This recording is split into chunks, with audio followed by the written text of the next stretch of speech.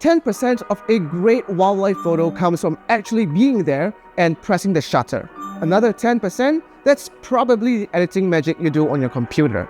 So what about the remaining 80%? Here's the kicker, it's not your camera, it's not your lens, and it's certainly not some exotic jungle filled with majestic tigers and colorful birds. That 80% happens before you even step out of the door. It's in the pre-production, it's in your head. It's called pre-visualization, and it is the secret ingredient behind the best wildlife images you've ever seen. When I first started out in wildlife photography, I was addicted to just going out and shooting. I'd come home with memory cards full of images, hundreds, even thousands, but something was always missing. The shots were decent, yes, but they weren't special. They didn't hit that same visual punch that I saw in other photographers' work. So, what was their secret? It wasn't a better lens. It wasn't luck.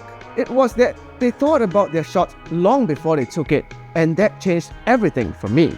Before we continue, for those new to my channel, my name is Terence and I've been a wildlife photographer for more than 10 years. I am currently a Nikon creator with Nikon Singapore and have also worked with multiple other brands and organizations to create content around wildlife and wildlife photography.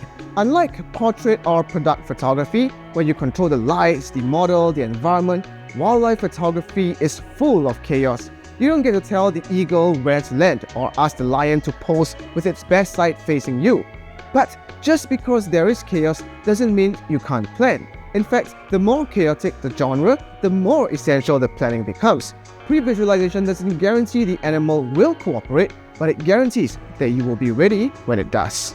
So, what is pre-visualization? It's imagining a photo before you take it. It's the dream, the mental sketch, the creative blueprints. You see it in your head, the lighting, the angle, the mood, the framing, and then when that moment comes, you're not reacting, you're executing. You're creating something you already envisioned, even if it's only partly realized. That's the beauty. So, let's be real. There's plenty you can't control in wildlife photography. The animal's behavior. Maybe the tiger shows up and promptly falls asleep. The weather, rain, harsh sun, fog, it's a lottery. The people, that noisy tourist group, yeah, you didn't see them in your vision board. And access, that perfect vantage point might be blocked off or illegal to enter. You can't control these things. And that's okay. Don't get frustrated, just know where the limits are.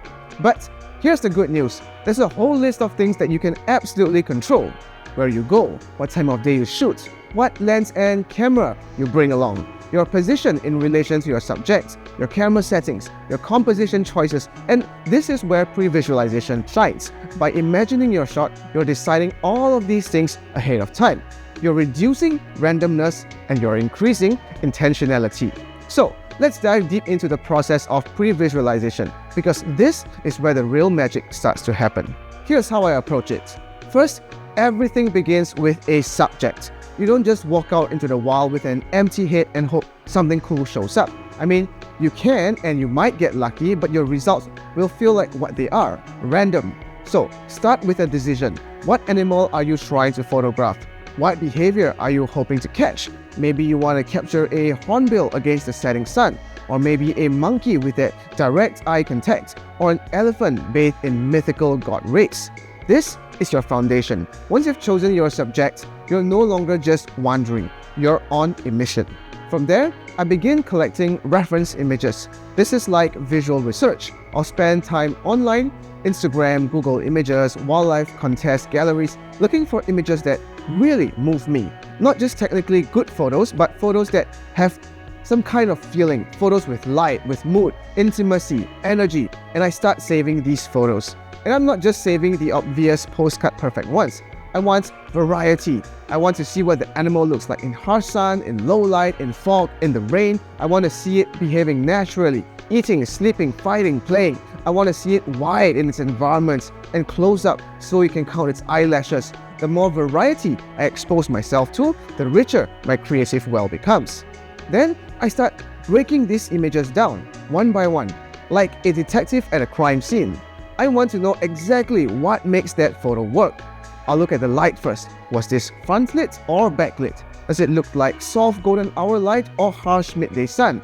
Is the light creating any mood or directing my eyes somewhere? Then I look at the time of day. Was it early morning, dusk, blue hour, Time affects the quality of light and animal behavior. And then I study the composition. Where is the animal placed? What is in the foreground? What is in the background? Is there depth? Is there space for the animal to move into, or tension from it being cropped tightly? What visual story is being told through this placement?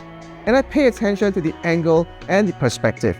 Was the photographer at eye level, lying down, shooting from above? Every angle communicates something different. Shooting from below can make an animal feel powerful. Shooting at eye level makes the viewer feel connected. I try to guess the lens. Is this compressed with a 600mm or something wider, more environmental? Sometimes you can even get lucky and get EXIF data to see the actual camera settings. I want to absorb it all, the settings, the intent, the feel. What emotion does this image give me? And what were the choices the photographer made to create that emotion? And once I've absorbed enough, I start building something of my own. I begin imagining my shots. I close my eyes and place myself in the field. I imagine the animal emerging. I picture the background, the kind of light that I want. I imagine where I'll be standing. I imagine what kind of lens I'll use, what I want the photo to feel like. And I start forming these mini scenes in my mind. What if it's a misty morning and the elephant walks through the haze? What if the bird lands on the only flowering branch? What if the otter pops up its head right as the sun hits the water? This isn't dreaming, it's rehearsing, mentally preparing. When that moment happens in real life, you won't be scrambling. You already know what to do because you've run that drill in your head dozens of times. But of course, nature doesn't always play along. So part of the process is also imagining the worst case scenario. What if the light is terrible? What if the animal doesn't come out into the open? What if it rains? Or if there's a distracting background? That's the difference between a shooter and a creator. You don't just imagine the shot. You imagine the conditions around the shot, the variables, the obstacles, and then you create versions of your image that work within those limitations. Because when the real world hands you chaos, your pre-visualization is what turns it into something beautiful. By the time you've gone through all of this, choosing a subject, collecting references, analyzing them deeply, framing your own ideas, and preparing for both the perfect and the imperfect, you're walking into the field with a mental storyboard. You're not hoping for a good photo, you're ready for it. And when that one golden moment finally arrives, the light, the movement, the expression, you don't hesitate. You already knew it was coming, and that's the power of pre-visualization.